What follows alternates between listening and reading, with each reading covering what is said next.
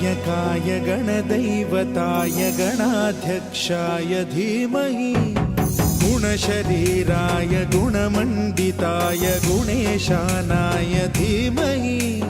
गुणातीताय गुणाधीशाय गुणप्रविष्टाय धीमहि एकदन्ताय वक्रतुण्डाय गौरीतनयाय धीमहि गजेशानाय भालचन्द्राय श्रीगणेशाय धीमहि एकदन्ताय